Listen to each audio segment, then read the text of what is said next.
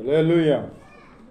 కలవరపడి నీ కొండల వైపు నా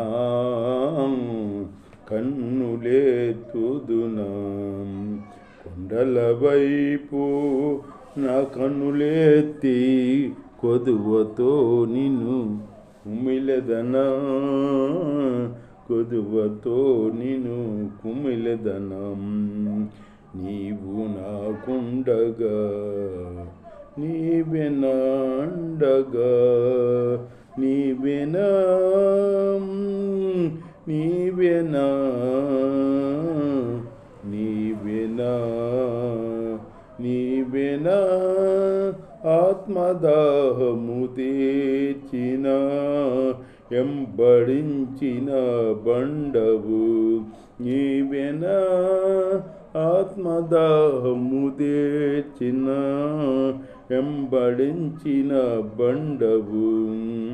సర్వకృపానిధివి సంపదలగనివి, సర్వకృపానిధివి సంపదలగనివి. సకలము సకలము సకలము సకలము చేయగల నీ వైపేన కన్నులేతి చూసెదా, సకలము చేయగల వైపేన కన్నులెత్తి చూసెదా. నిత్యము కదలని సీయోను కొండపై, నిత్యము కదలని సీయోను కొండపై, యేసయ్యా యేసయ్యా యేసయ్యా యేసయ్యా నిందు ముఖము చూసు పరవశించి పాడేదాం. యేసయ్యా నిందు ముఖము చూసు పరవశించి పాడేదాం. కలవరపడిని కొండల వైపు నా కన్నులెత్తుదునా, కొండల వైపు నా కన్నులెత్తి కొదువతో నిన్ను కుమిలెదనా, కొదువతో నిన్ను కుమిలెదనా. హల్లెలూయా. దేవుని స్తోత్రం. మీ అందరికీ వందనాలు. దేవుని మాట్లాడిందాం కూసేపు శ్రద్ధ. దేవుడు బైబిల్లో రాజుల గ్రంథం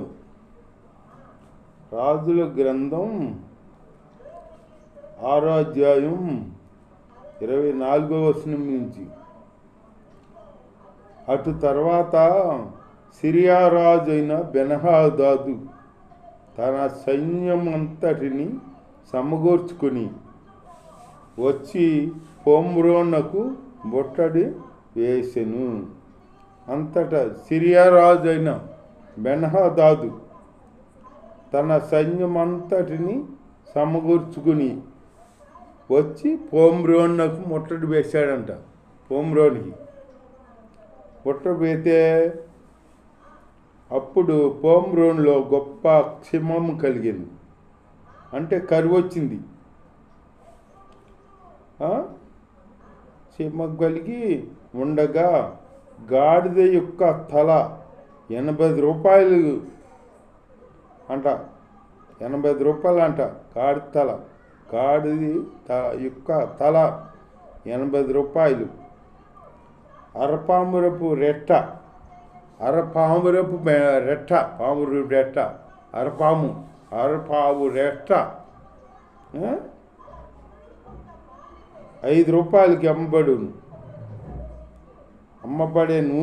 వారు అంతటా కఠినముగా ముట్టడి వేసిరి.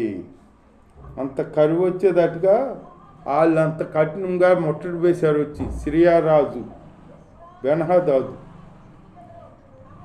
ముట్టడి వేస్తే దేవుని స్తోత్రం. హల్లెలూయా. అంతటా ఇశ్రాయేలు రాజు పట్టణపు ప్రాకారం మీద సంచారం చేయగా ఒక స్త్రీ రాజును చూసి రాజు వైపున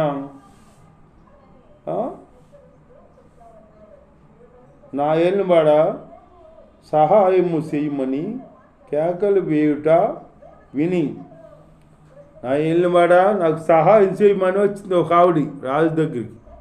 ఆ కరువులో దేవుని స్తోత్రం, హల్లెలూయా. ఒక ఆవిడ వచ్చింది సహాయం చేయమంటే, అప్పుడు యెహోవా నీకు సహాయము చేయనిది ఎక్కడ నుండి నీకు సహాయము చేదును? కళ్ళములో నుండి అయినను ద్రాక్ష గానుగలో నుండి అయినను దేన్నైనను ఇచ్చి సహాయము చెయ్యవల్లపడదని చెప్పి, యెహోవా సాయం చేయిందే నీకు నేను సాయం ఎలా చేయను అంటున్నాడు అక్కడ రాజు ఆవిడ్ని.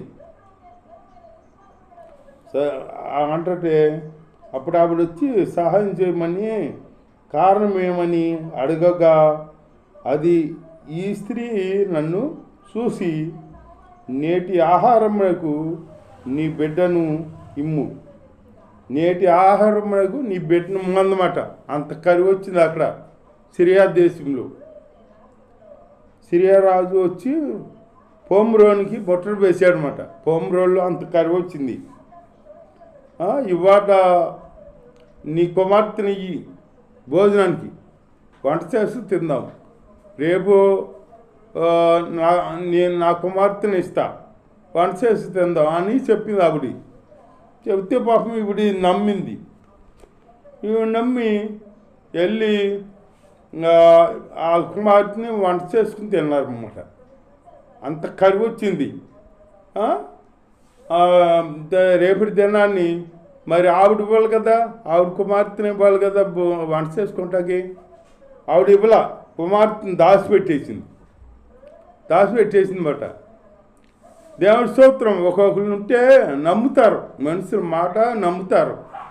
ఒకళ్ళేమో కపటంగా మాట్లాడి కపటంగా చేస్తారన్నమాట. ఆవిడ అందుకదా నీ కుమార్తెని వంట చేసుకు తిందాం, రేపటి దినానికి నా కుమార్తెని ఇస్తాను వంట చేసుకుని తిందాం అంది కదా. అన్నప్పుడు మరి ఇవ్వాలి కదా, దాచిపెట్టేసింది. దాచిపెట్టి అప్పుడు అడిగితే ఇక చెబుతులా చెప్పకపోతే అప్పుడు రాజుకి చెప్పింది. రాజుకు చెప్పి నాకు సాయం చేయి, తీర్పు తీర్చంటే అప్పుడు రాజు ఈ మాట చెప్పేటప్పటికి బట్టలు చింపుకుని దుమ్మేసుకుని ఏడ్చాడనమాట. ఏంటి ఇంత కరువు ఉందా నా పరిపాలనలో, నా దేశంలో అని దుమ్ము వేసుకుని బట్టలు చింపుకుని ఏడ్చాడనమాట. ఏడ్చేటప్పటికి అంత కరువు, అప్పుడు మనిషిని తిరిగే కరువు మాట, కరువు ఉంది అక్కడ ఆ దేశంలో. అప్పుడు యెహోషా కుమారుడైన ఎలీషా యొక్క తల ఈ దినమున అతని పైన నిలిచి ఉన్న ఎడల దేవుడు నాకు గొప్ప అపాయము కలగజేయునుగాక నేను ఆనెను. అయితే ఎలీషా తన ఇంట కూర్చుని ఉండగా పెద్దలను అతనితో కూడా కూర్చుండి ఉన్నప్పుడు రాజు ఒక మనిషిని పంపాడంట. అప్పుడు రాజు ఒక ఆయన కోసం అప్పుడు తర్వాత ఎలీషా ఒక మాట చెప్పాడు. అప్పుడు ఎలీషా రాజుతో ఇట్లా, నేను యెహోవా మాట ఆలకించుము. యెహోవా సెలవిచ్చినదేమనగా, రేపు ఈ వేళకు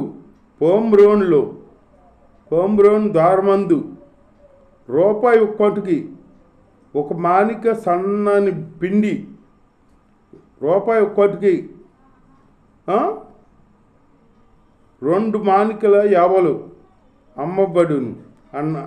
అందుకు ఎవరి చేతి మీద రాజు ఆనుకుని ఉండెనో ఆ అధిపతి, యెహోవా ఆకాశమందు కిటికీలు తెరిచినాను, అలాగ జరుగునా అని దైవజనునికి ప్రత్యుత్తరం ఇచ్చాడంట. అది దేవుడు ఆకాశ వాకిళ్ళు ఇప్పినా కానీ అలా జరగదో ఇంత కరువులో ఎవరు అమ్ముతారు అట్లాగా అని అన్నాడు. అంటేను అప్పుడు ఎలీషా అన్నాడు, నీవు చూస్తావు, నువ్వు అలా అమ్ముతారో అది జరుగుద్ది, నువ్వు చూస్తావు, కానీ నువ్వు అనుభవించవు అని అన్నాడు ఎలీషా. అనేటప్పటికి యెహోవా రథముల ధ్వని, గుర్రముల ధ్వని, అక్కడ కుష్ఠరోగులు ఉన్నారన్నమాట. ఆ కుష్ఠరోగులు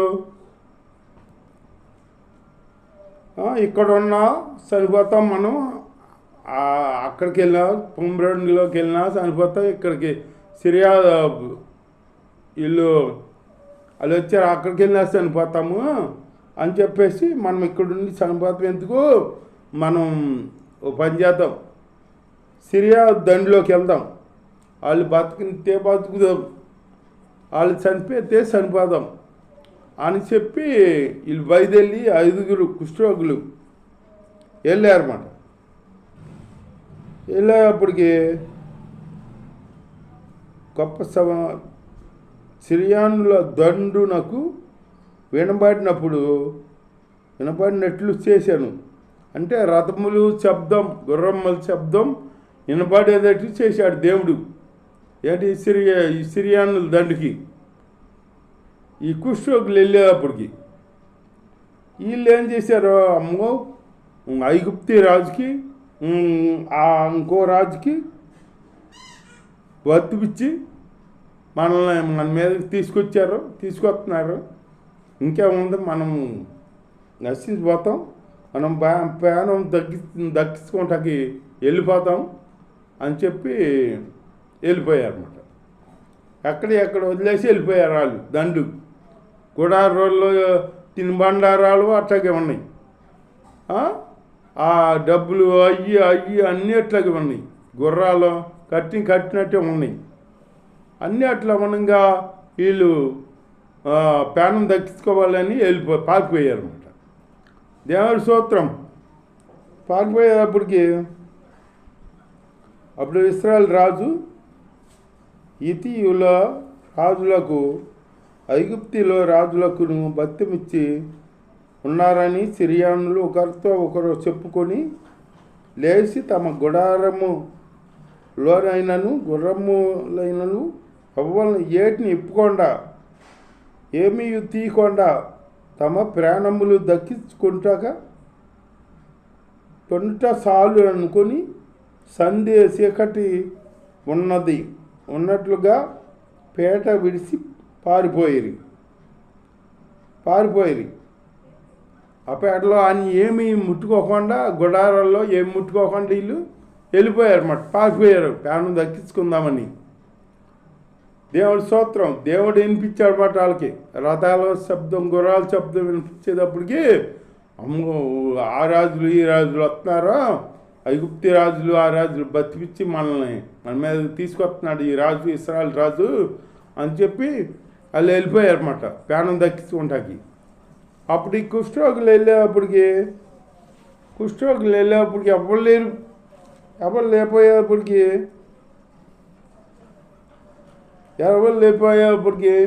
అప్పుడు గుడారంలోకి వెళ్ళి భోజనాలు పదార్థాలు అవి తిని కొంత తీసుకెళ్ళి దాచుకున్నారన్నమాట.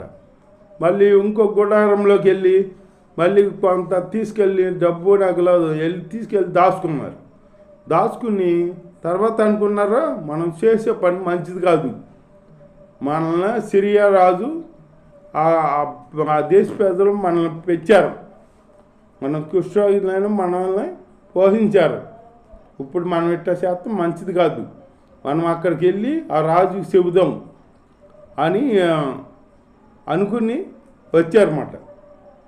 వచ్చేటప్పటికి చెబుదామని వచ్చేటప్పటికి చెప్పారన్నమాట.